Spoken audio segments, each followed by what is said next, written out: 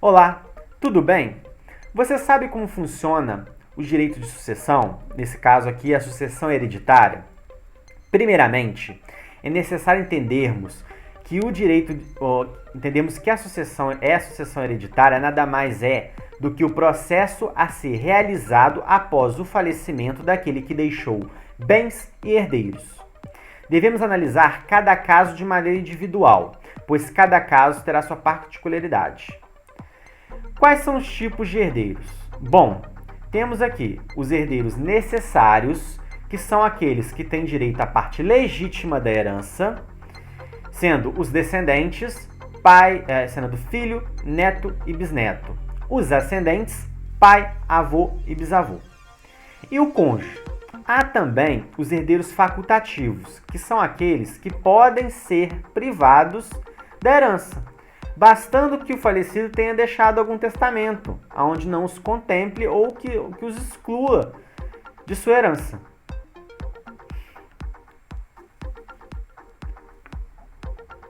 Devemos lembrar que o direito de herança ele é disponível, devendo ser respeitado os limites da legítima. Ele não pode expor mais que metade do seu patrimônio, ou seja, ele pode contemplar muito bem os herdeiros facultativos e pode contemplar com a metade do seu patrimônio e outra metade ficar como a legítima para os demais herdeiros. Como que funciona nesse caso os herdeiros facultativos? Deixa eu ser dito aqui que podem ser os irmãos, tios e primos. No caso dos herdeiros colaterais, devemos lembrar que serão herdeiros aqueles até o terceiro grau, como é o caso dos tios e primos. Além do terceiro grau, já não é mais herdeiro facultativo, não entra em sucessão. Como funciona a sucessão? No caso do cônjuge, deverá ser analisado o regime de bens e se os bens deixados pelo falecido são particulares, pertencentes somente ao falecido, ou comuns, pertencentes ao casal. No caso de bens particulares, o cônjuge será herdeiro e no caso de bens comuns, o cônjuge será meieiro. Devemos lembrar também que o regime de bens determinará se o cônjuge será herdeiro ou meieiro. Mas de que forma? No caso da comunhão total de bens, todos os bens antes do casamento e durante se comunicam. Neste caso, o cônjuge sobrevivente será meieiro. Agora, na comunhão parcial de bens, os bens adquiridos antes do casamento não se comunicarão, somente os adquiridos durante o casamento irão se comunicar. Então, os bens antes do casamento serão bens particulares, o cônjuge sobrevivente será herdeiro. E os bens adquiridos durante o casamento serão comuns. Nesse caso, o cônjuge sobrevivente será meieiro. Então, ele terá as duas situações na mesma sucessão. Caso o falecido tenha deixado cônjuge e descendentes, no caso filhos, se for bens particulares, ambos receberão uma cota referente à totalidade daqueles bens, mas devendo ser respeitado o mínimo de 1/4 para o cônjuge.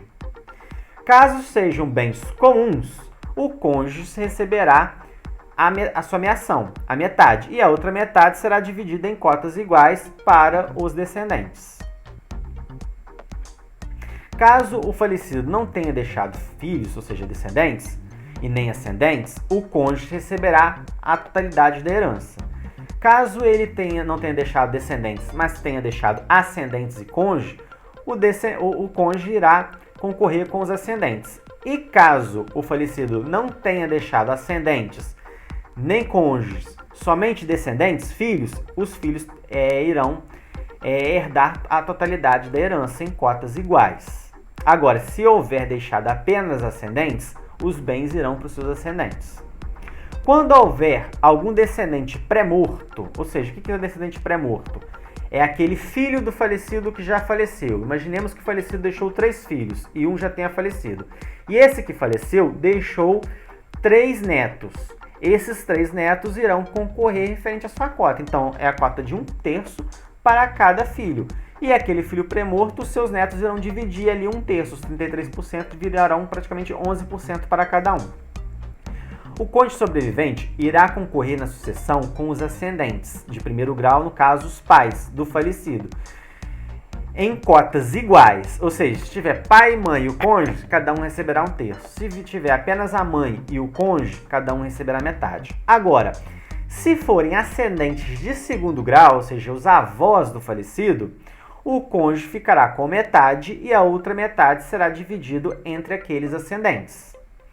Na falta de cônjuges, ascendentes e descendentes, poderão ser herdeiros os facultativos.